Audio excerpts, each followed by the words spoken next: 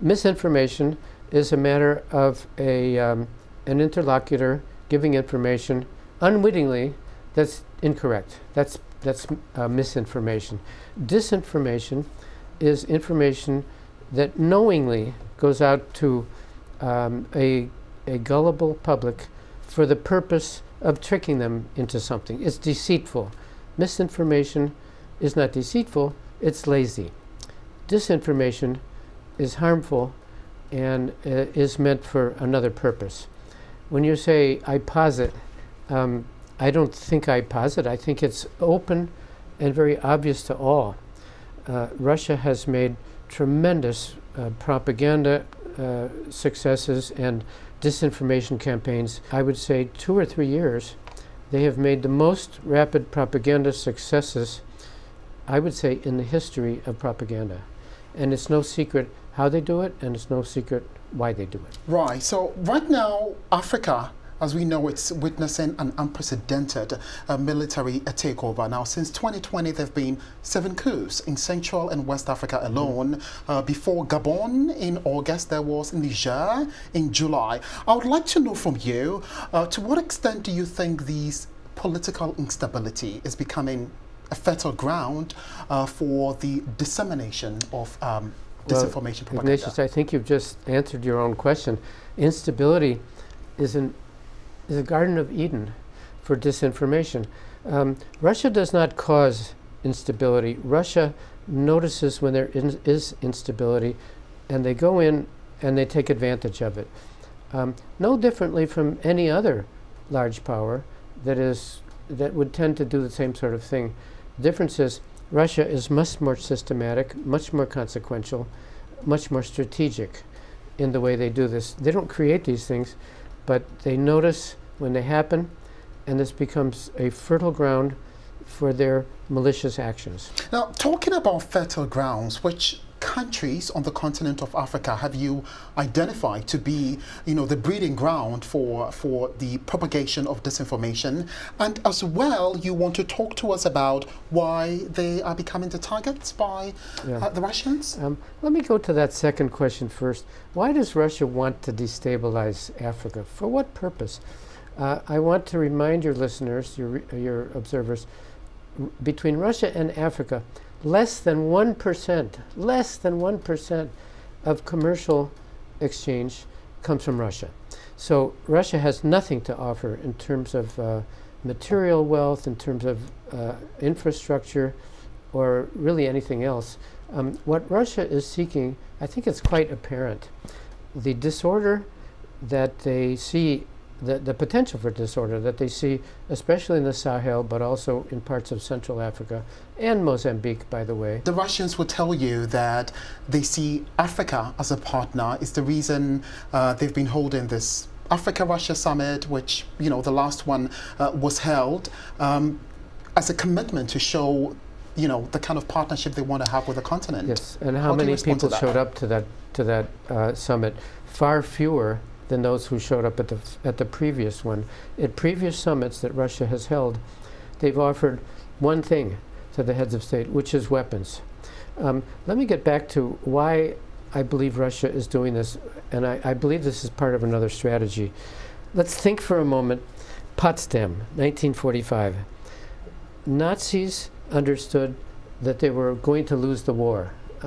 They were preparing for the accountability that they knew would come in some form. They didn't know it would be Nuremberg, but they knew that they would be held accountable for their crimes during World War II. I think this is quite analogous. I believe that Russia right now is trying to look at Africa, which has 54 votes in the General Assembly of the United Nations, to try to peel them off little by little from support for the Ukraine side in the current conflict. And with each succeeding vote, we see fewer African countries voting to condemn Russian actions. Why is this? Coercion, bribery, and a readjustment of Africans' sense of their own self-interest. Right, Dan. To that very point, if you speak to Africans today, here's what they will tell you. They will tell you about their need for something tangible. And when I say tangible, I'm talking infrastructure development, I'm talking money, I'm talking even food, as we've seen from the war that's happening in Ukraine now. Does it come to you that the neglect of most parts of the world against the African people may have perhaps opened the floodgate for what you put to be the gains that the country's making with disinformation? Absolutely, no dispute with what you're saying, Ignatius. What puzzles me is how could Africans or their governments believe that Russia could do something for them?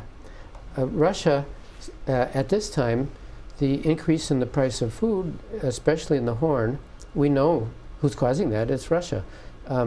We know that instability, Russia does not create it, but it profits by it. I don't doubt the sincerity of the people in the streets in Niamey, in Conakry, in Ouagadougou, in Bamako, with their anti-French signs. I don't doubt their sincerity. What puzzles me is what would make them think that with the neglect, and I admit, neglect on the part of the Western powers, what would make them think that Russia has something for them? There's no infrastructure, there's no commercial exchange, there's no exchange of gray matter. I am puzzled.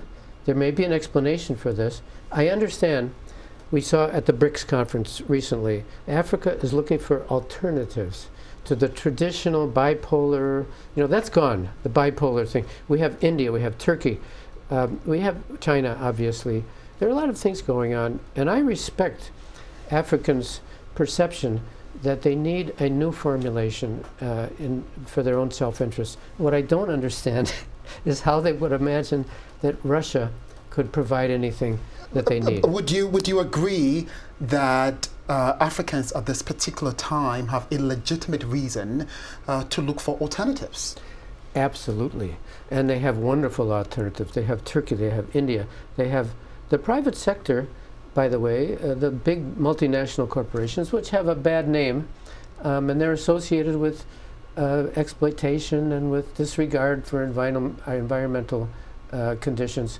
Actually, some of the private corporations may have more to offer than any nation state might have. What I hope, because I care about Africa, is that Africa will make options that will have mutual benefit, both for Africa and for their partners. I'm afraid that too often the partners get the bulk of the benefits. Here in the United States, officials have spoken about Russia's interference in previous elections, 2020, 2016. There's 2024 elections coming up next year. Are you concerned at all? I think it's very obvious that Russians will disrupt any democratic process in a Western country that they can. Their disruption of the elections of 2016, I believe that's a fact. I believe that's no longer a theory. We have seen in the regional movements in Europe, Vojvodina, Catalonia, Scotland, Venice. We have actually seen videos of Russians leading the demonstrations in Barcelona, for example. 50% of Catalans wish for Catalonia to be independent. Does Russia gain from this? In French, they call this semer la pagaille, to just put in an obstacle of some sort for no other purpose than to disrupt. There doesn't seem to be much more of a rational purpose in doing that. There's no doubt that Russia was disruptive in the elections of 2016, maybe 2020, probably 2024. What is their strategy? I believe their strategy is to create as much disorder outside of Russia as possible, given that Russia is really, unfortunately, Russia is a wonderful people and a wonderful country. Their leadership has been unable to improve the living conditions of their own people. Knowing that they have nothing to offer their own people, in return, and this is a very traditional Russian mentality, make the neighbor worse off. Don't make yourself better, make your neighbor worse. This is a mentality that Westerners sometimes fail to grasp. What role does the media play here? Because media itself is facing attack as far as disinformation is concerned. There's an avalanche of that going on. People are turning to social media, and in fact, the very mediums that they are using to disseminate this disinformation. Yeah. What can the media do at this critical juncture? Yes, I would say what media, unfortunately, are not being influential. As I say in my article published last week, Deutsche Welle, VOA, BBC. My impression is that most African young people are not listening to conventional media. They're getting their news, as young Americans are also, through social media. Now, it's through social media that Russia has been so successful in dominating. We know that RT, Russia Today, which is the official brand name of, there are many, many different efforts being made by Russian social media, but Russia Today would be the VOA of disinformation. I'm not saying VOA is. Right. Well. But they've actually established a physical office in Johannesburg, and they're building one in Nairobi. There's no doubt that Russia understands much more than their opponents do the value and the power of social media. They have mastered it, and we have not. But are those bureaus that RT is opening in South Africa and then in Kenya, are they not, like any other news organizations that has footprints on the continent? I was talking to a friend in the Global Engagement Center at the State Department who reminded me that the United States government works at a great disadvantage because we tell the truth. When you are running a social media campaign, not only is there no obligation to tell the truth, you have no interest in doing so. So there's a big, big difference here. And we go into this battle with our arms tied behind our back because we say, and I love VOA for doing this, we verify, we check sources, we make sure that what we're saying is true. The other side does not do that. Russian disinformation has an enormous strategic advantage. We need to find a way which is transparent and which does not play tricks and which does not lower itself to the level of lying and disinformation. We need a way of answering this other than simply putting out a statement saying, this is untrue. These statements have no resonance at all with African publics. The big question for me is who then becomes the gatekeeper for the public that is consuming these information? Shouldn't that be anybody holding Russia accountable? Who would that be, Ignatius? Would it be a government? And do you believe that governments should be interfering in free expression and free flow of information? I don't. I think there is no gatekeeper. You're quite right. There needs to be. The only entities that I'm aware of, I'm not a specialist in this, I believe that invisible small NGOs, little community groups, I mentioned one in my article, debunk.org, which is based in Lithuania. They're a tiny little group.